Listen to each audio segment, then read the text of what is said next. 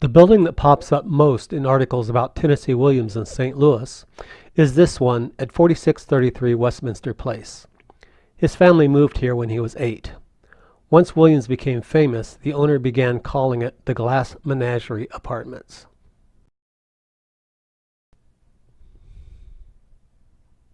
Actually, the play is set at 6254 Enright in University City. The building is no longer there. The family moved here so Tennessee could begin 10th grade at University City High School. He graduated 53rd in a class of 83. Williams and his sister Rose took classes at the Rubicam Business School. Rose failed the typing class. While employed by the International Shoe Company, Tennessee worked in the building that now houses the City Museum. 2 of his co-workers appeared in his plays. Jim Connor became Jim O'Connor, the gentleman caller in the Glass Menagerie, and Stanley Kowalski was immortalized in A Streetcar Named Desire. Cornelius Williams descended from an illustrious Tennessee family, but loud, hard-drinking, a ladies' man. Edwina Williams, daughter of a minister, mentally unstable, sexually repressed. Their son Tennessee inherited the best and the worst from both. In March 1911, he was born Thomas Lanier Williams in Columbus, Mississippi. Tom spent his infant years in this home belonging to the Episcopal Church, where his grandfather was a highly respected minister. Edwina stayed home and doted on Tom and his older sister, Rose. Cornelius, a traveling salesman, was usually out of town. The marriage was a marriage made in hell, and he was happiest out on the road with the boys, playing poker and probably dallying a bit with the ladies too of the evening. And when Cornelius was home, he bullied and terrorized his wife and young children. Edwina ignored her husband, reserving her affection for Tom and Rose, but she was also controlling, warning that any misbehavior would be punished by God. When Tom was 4 years old, the family moved to Clarksdale, another town in Mississippi. Already a needy child, Tom needed even more when he fell deathly ill. My brother was a victim of diphtheria, and for a year he wasn't able hardly to get out of the house. His legs were practically skin and bone. He couldn't hardly walk. But he could discover the world of words.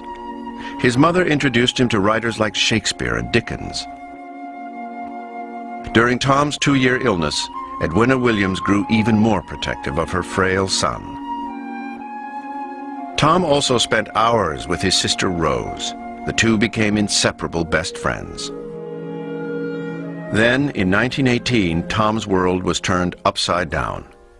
His father got a new job with the International Shoe Company.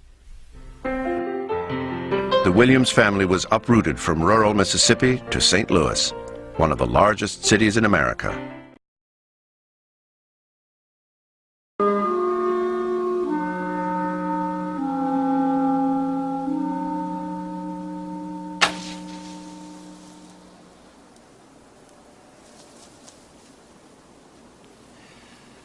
I have tricks in my pocket. I have things up my sleeve, but I am the opposite of a stage magician. He gives you illusion which has the appearance of truth, and I give you truth in the pleasant disguise of illusion. To begin with, I turn back time. I reverse it to that quaint period, the 30s, when the huge middle class of America was matriculating in a school for the blind. Their eyes had failed them, or they had failed their eyes, and so were having their fingers pressed forcibly down on the fiery braille alphabet of a dissolving economy. In Spain there was revolution. Here there was only shouting and confusion. In Spain there was Guernica.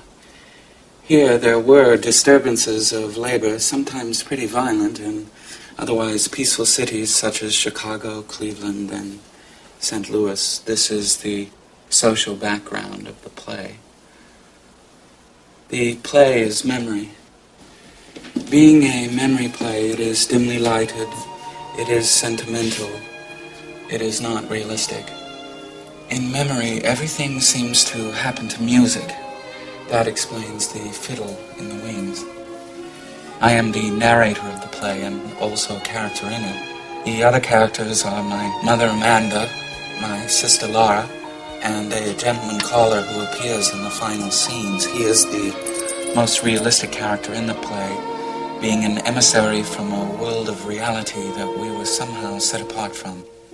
But since I have a poet's weakness for symbols, I use this character also as a symbol. He is the long-delayed, but always expected something that we live for. There is a fifth character in the play, but he only appears in this larger-than-life-size photograph. This is my father, who left us a long time ago. He was a telephone man who fell in love with long distances. He gave up his job with the telephone company and skipped the light fantastic out of town. The last we heard of him was a picture postcard from Mazatlan on the Pacific coast of Mexico containing a message of 2 words: hello, goodbye, and no address.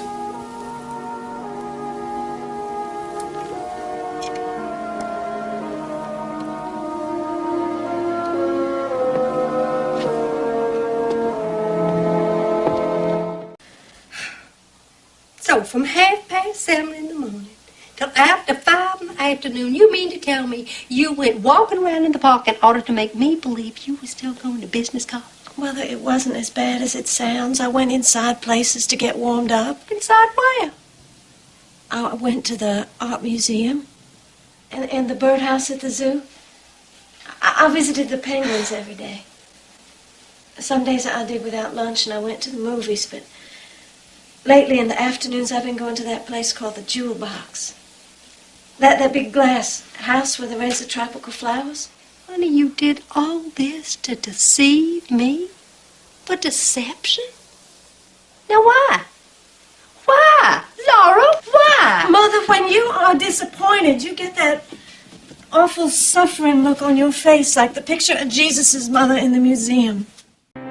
Williams hated the town and his new school, which he compared to a jail.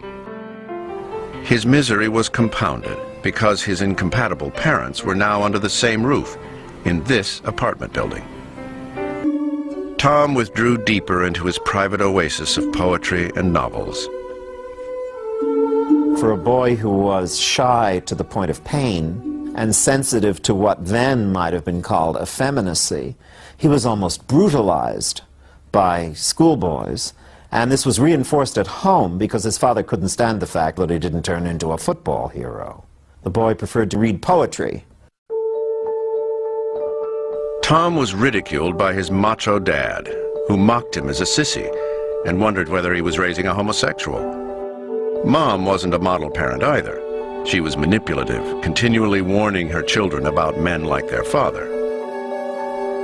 The mother could at times be extremely difficult, being very puritanical about sex. And of course, the effect on the children was divisive, was destructive. Rose and Tom found solace in each other. They played together, then when they were old enough, went to movies together at the local theater.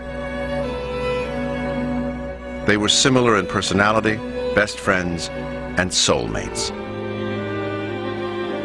Rose was his one really great love.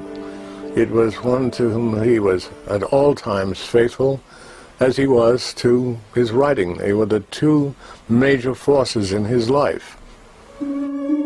But in her late teens, Rose began showing signs of mental problems, violent mood swings, hysterical crying, adding even more tension to the home. The breaking point came one night when Tom assaulted Rose with his most dangerous weapon, his words.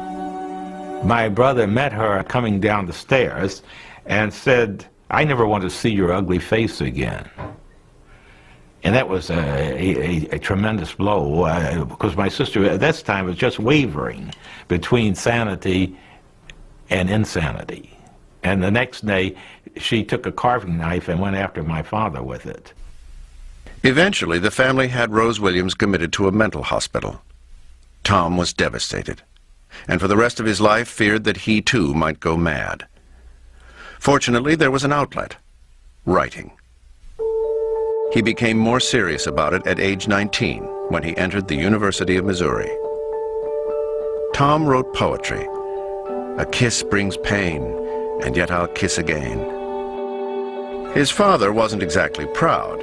Tom's prowess in poetry was nothing to brag about at poker games, and Cornelius Williams flew into a rage when Tom flunked ROTC military training. He felt his son was a disgrace to the family, not a real man. He yanked Tom out of college and put him to work at International Shoe. By day, 21-year-old Tom stacked boxes in this warehouse in St. Louis. By night, he wrote. His tools were a typewriter, coffee, cigarettes, and persistence. After 3 years in the shoe factory, Tom entered Washington University in St. Louis. At 24, he was one of the oldest students on campus. In 1936, he won first prize of $25 in a poetry competition. For the first time, Tom felt he might actually have real talent. So he entered one of his plays in a university drama contest. When it got 4th place, Tom's ego was crushed. He screamed at his professor, quit school, and stormed off campus. The next year, 1937, it was on to college number 3, the University of Iowa. Once again, he wrote plays and acted in a student production. This time, he even graduated. And he decided Thomas Lanier Williams just wasn't a suitable name. So he named himself after the state settled by some of his ancestors. From now on, he would be Tennessee Williams.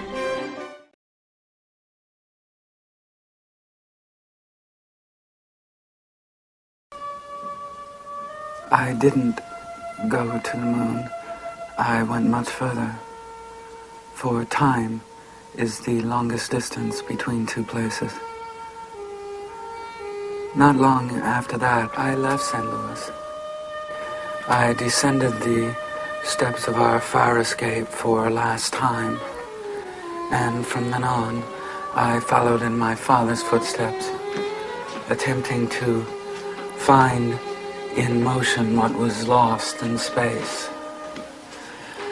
I traveled around a great deal. The city swept about me like dead leaves.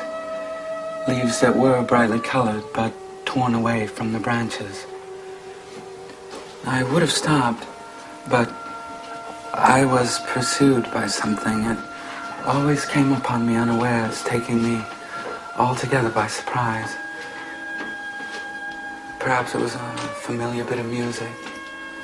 Perhaps it was only a piece of transparent glass. Perhaps I'm walking along the street at night in some strange city before I have found companions.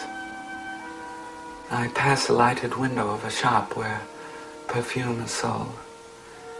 The window is filled with pieces of colored glass, tiny transparent bottles in delicate colors like bits of a shattered rainbow. Then, all at once, my sister touches my shoulder, and I turn around and look into her eyes.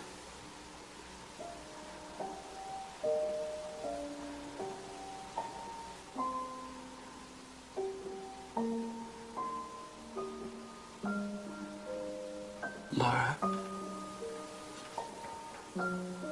Laura.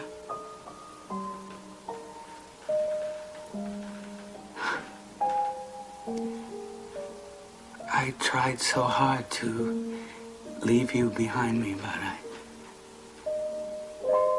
I am more faithful than I intended to be.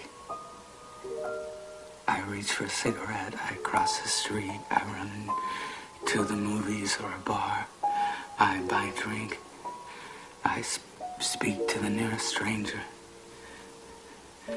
Anything that will blow your candles out.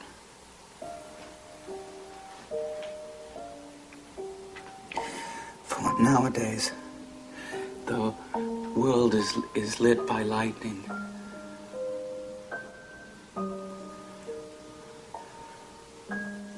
Blow out your candles, Laura.